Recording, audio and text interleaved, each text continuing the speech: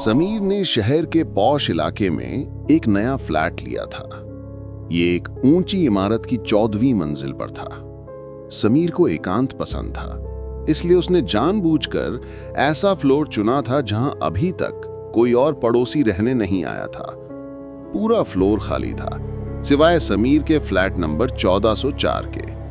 पहली कुछ रातें सुकून से गुजरी, लेकिन 5वीं रात मौसम खराब था।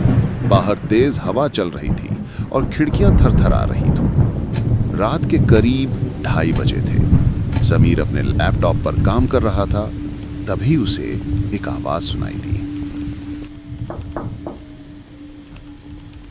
आवाज बहुत धीमी थी, लेकिन इतनी स्पष्ट थी कि समीर का ध्यान टूट गया। आवाज मुख्य दरवाजे से नहीं आ रही थी, वो बालकनी के शीशे वाले दरवाजे से आ रही थी। समीर ने घड़ी देखी और फिर बालकनी की तरफ देखा। भारी मखमली पर्दा गिरा हुआ था। उसने सोचा कि शायद हवा से कोई चीज शीशे से टकरा रही होगी। वो वापस अपने काम में लग गया। 10 मिनट बाद आवाज फिर आई। इस बार आवाज में एक लय थी, जैसे कोई जानबूझकर नॉक कर रहा हो। समीर अपनी कुर्सी से उठा।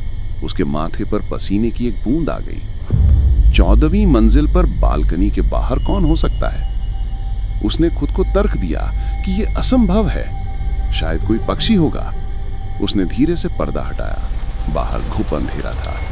बारिश की बूंदें शीशे पर रेंग रही थीं। उसने टॉर्च जलाकर शीशे के आर पार देखा, वहां कोई नहीं था। वहम है, समीर बड़बड़ाया और पर्दा वापस गिरा दिया। वो मोड़ने ही वाला था कि उसने एक ऐसी चीज देखी जिससे उसका खून जम गया। बालकनी के शीशे पर बाहर की तरफ से एक हाथ का निशान बना हुआ था, एक इंसानी हाथ का निशान जो बारिश के पानी और भाप में साफ चमक रहा था। समीर पीछे हट गया। उसका दिल जोर जोर से धड़कने लगा। 14वीं मंजिल पर बाहर से कोई शीशे पर हाथ कैसे लगा सकता है? कोई पाइप नहीं था, कोई सीढ़ी नहीं थी, नीचे बस सीधी सपाट दीवार थी। उसने तुरंत बिल्डिंग के गार्ड को फोन लगाया। हेलो राम सिंह, मेरे फ्लैट 1404 में जल्दी आओ, बालकनी में कोई है। समीर ने फोन काट दिया और किचन से एक बड़ा चाकू उठा लिया। वो हॉल के बीचों बीच खड़ा हो गया। उसकी नजरें बालकनी के पर्दे पर जमी थीं। तभी एक और आवाज आई, लेकिन इस बार बालकनी से नहीं। आवाज फ्लैट के अंदर से आ रही थी, जैसे कोई गीले पैरों से फर्श पर चल रहा हो। आवाज समीर के बेडरूम से आ रही थी, जिसका दरवाजा उसने अभी अभी बंद किया था। समीर की सांसें अटक गईं। अगर वो चीज बालकनी के बाहर थी, तो बेडरूम के अंदर कैसे पहुंच गई? क्या उसने बालकनी का दरवाजा खुला छोड़ दिया था? नहीं, उसने अभी चेक किया था, वो लॉक था। हिम्मत जुटाकर समीर बेडरूम के दरवाजे की तरफ बढ़ा। उसने दरवाजे के हैंडल पर हाथ रखा। अंदर से कोई आवाज नहीं आ रही थी। उसने झटके से दरवाजा खोला और लाइट जला दी। कमरा खाली था, सब कुछ अपनी जगह पर था। खिड़की बंद थी, लेकिन तभी समीर की नजर फर्श पर पड़ी। खिड़की से लेकर बिस्तर के नीचे तक गीले पैरों के निशान बने हुए थे। निशान नंगे पैर के थे और वो निशान बिस्तर के नीचे जाकर गायब हो गए थे। समीर के हाथ पैर सुन्न पड़ गए। उसका दिमाग चीख चीख कर कह रहा था कि भाग जा, लेकिन उसका शरीर हिल नहीं पा रहा था। उसे पता था कि वो चीज, जो कोई भी है, वो ठीक उसके पैरों के नीचे, बिस्तर के नीचे छुपी है। समीर धीरे धीरे पीछे हटने लगा। वो कमरे से बाहर निकलना चाहता था। तभी बिस्तर के नीचे से एक आवाज आई। ये कोई घुर्राहट नहीं थी, ये एक हंसी थी, बिल्कुल छोटे बच्चे की मासूम हंसी जैसी, लेकिन उसमें कुछ बहुत ही गलत था। वो हंसी रुक रुक कर आ रही थी, जैसे कोई टूटी हुई टेप रिकॉर्डिंग हो। समीर चिल्लाते हुए बेडरूम से बाहर भागा और उसने दरवाजा बाहर से बंद कर दिया। वो मुख्य दरवाजे की तरफ भागा और उसे खोलने की कोशिश की। दरवाजा जाम था। उसने पूरी ताकत लगा दी, पर लॉक नहीं खुला।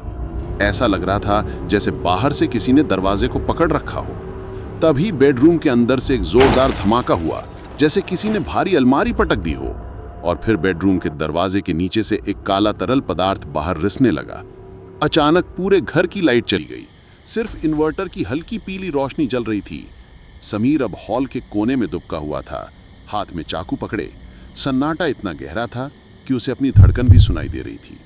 फिर तीसरी दस्तक हुई। इस बार आवाज बालकनी से नहीं थी, बेडरूम से नहीं थी, मुख्य दरवाजे से भी नहीं थी। आवाज छत से आ रही थी, ठीक समीर के सर के ऊपर से। समीर ने धीरे से ऊपर देखा।